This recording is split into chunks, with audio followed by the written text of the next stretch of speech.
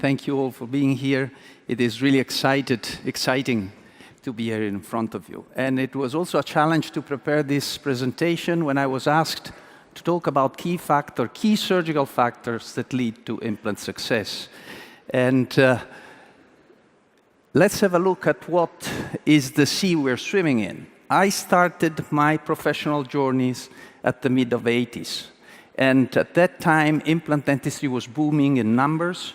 Now we are in a steady situation, even though, as you can see in this other chart, we expect in Europe some growth in the next 10 years of about 2–3% per year.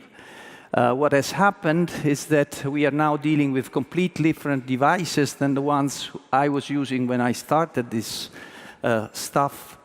And nowadays, we are dealing with completely different things. Now, when you have to talk to such a huge audience, you want to deliver something that is relevant.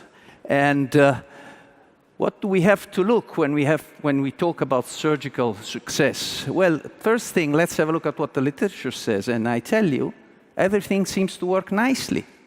We have very high survival and success rate of the implants in the long term. We have heard German previously talking about prosthetic results.